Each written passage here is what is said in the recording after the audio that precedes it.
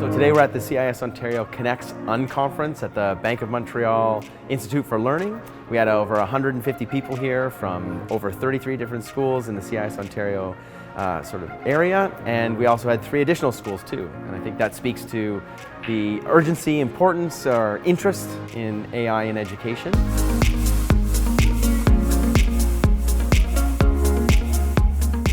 We've got different video speakers. We've had Simon speak. We'll have somebody else wrapping it up later today. Then within each session, there's some more input from the different facilitators, and then there's a lot of time for teachers to just talk to one another. It's very powerful to speak with other educators represented from all grade levels, all departments, technology integrators, classroom teachers, and just getting different perspective of what can work in a classroom. And there's so many good ideas in the room. People are already coming up with frameworks, so it was a lot of just sort of sharing out of different frameworks for assessment, different frameworks for entry points for different ages.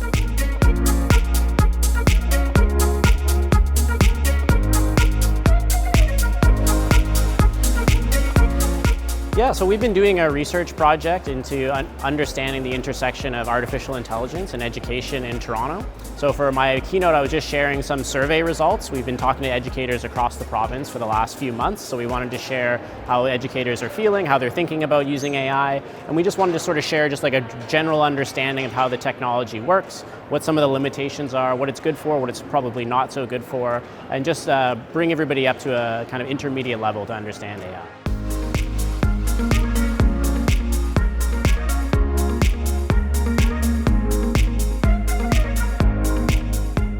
I really love the structure of it. Oftentimes you don't get that time just to think, and I really like how they built that right into the schedule of each session. One thing that's really come out to me so far is the idea that as teachers are shifting the way that we evaluate or that we assess to move more towards a process-driven assessment rather than the final product.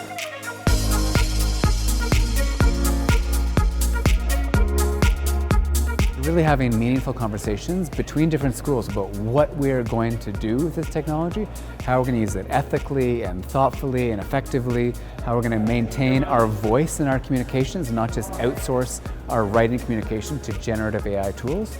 There were some really good ideas that came out. I've tested out quite a lot of things with programming, and it is pretty reliable. I think for any students who want to study that in university, it's a really important tool. It'll be interesting to see what it looks like this time next year. It's exciting that this is now a big shift in education, a big shift in the world, and these students are going to need these future-ready skills that we are just trying to figure out as adults. And it's our mission. As a teacher, we have to teach these things to them, and schools and universities and future jobs are going to require these.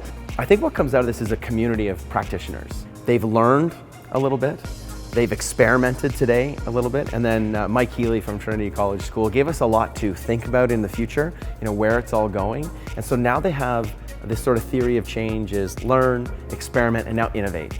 Go and try it out. Go and try and apply it to your own school, your own classroom, or your own professional development. I think that's what's really exciting right now.